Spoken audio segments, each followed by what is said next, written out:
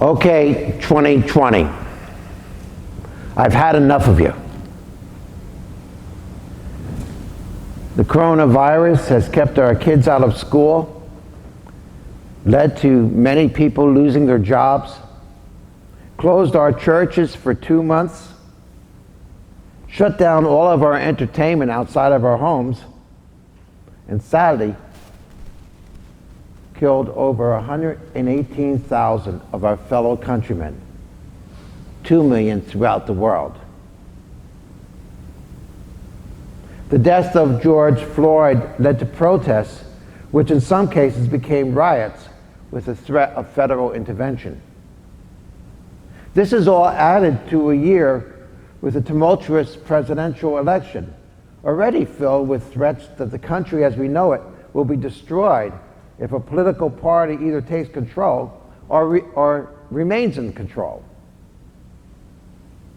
Here at St. Ignatius, we experienced the sudden death of 2 very much loved young people, as well as the deaths of many of our parents and spouses and siblings.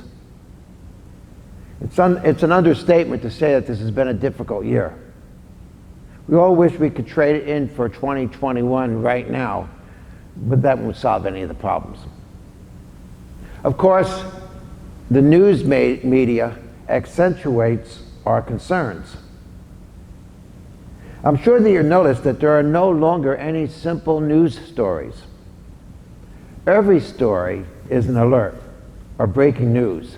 Something may happen at 7 a.m. in the morning, be reported at 8 a.m., and then be reported every hour after that. So at 11 p.m., we hear breaking news of something that was reported 15 hours earlier. Politics have kept us in a heightened state of crisis, and fear is the order of the day and the tool of both those in power and those wishing to come to power.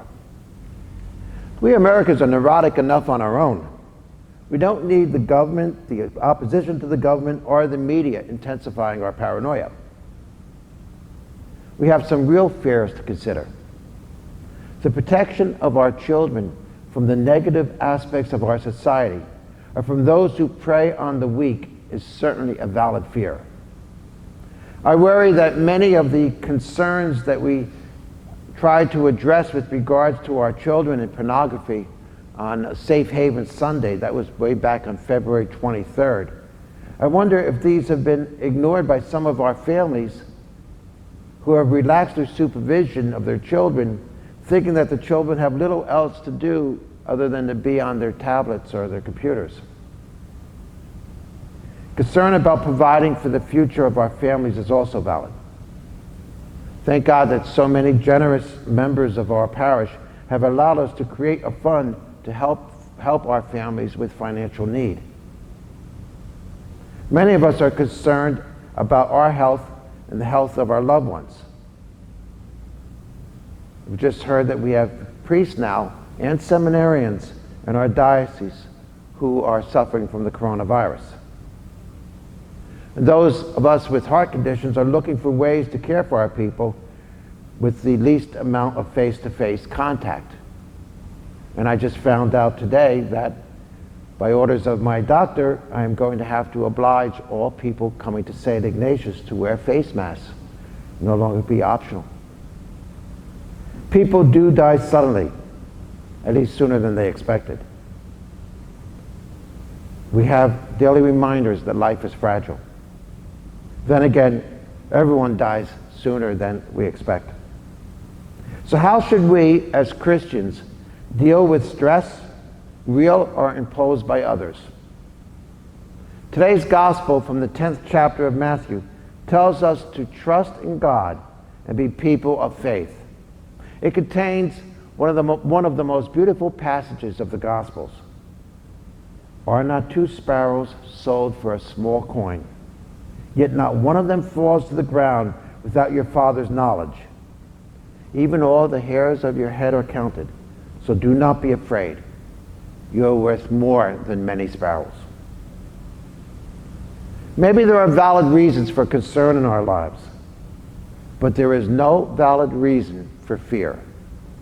Do not be afraid of those who can kill the body but cannot kill the soul. Rather be afraid of the one who can destroy both body and soul in Gehenna. Yes, we've got to take care of our families, particularly our children. And yes, we have to keep bad things out of our homes to protect them and also to protect ourselves. And we certainly have to be extremely careful of those with whom we come into contact. We need to be taking this pandemic seriously, not taking chances with our own health or the health of our children. And yes, we need to be alert to anyone who could threaten our security. But fear? No, we do not need to fear. No matter what happens to us, we always have God. We don't need to be afraid. Many times I, as well as other priests, I'm called to speak to a person who is terminal, about to die. Usually the person is elderly, but I've also spoken with people who were in the prime of their lives, and I've also spoken with children who are terminal. Sometimes the person will wait for his or her family to leave and then say to me, I know I'm dying, Father. And often I'll say, look, you're going to be okay. Whether you live or die, you're going to be okay.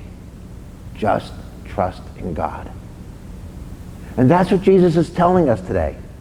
He's telling us, trust God. Don't be afraid. Know that whatever happens, you're going to be okay. He told this to his disciples in the gospel who chose to proclaim the kingdom of God even though it would lead to their death. Their deaths themselves would be a witness to the Lord.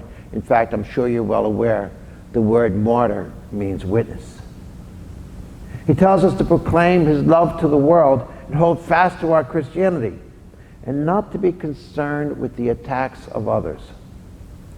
Good is always going to be attacked by evil.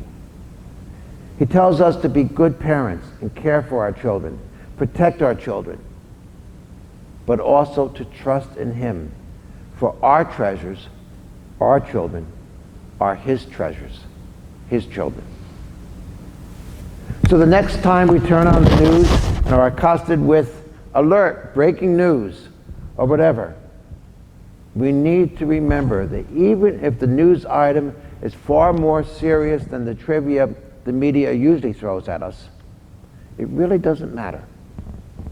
All that matters is that you and I need to be concerned with the one thing that makes every aspect of life not just bearable, but beautiful. And that one thing is the very presence of the love of God in the world and within each of us. Do not be afraid. You are more than many sparrows.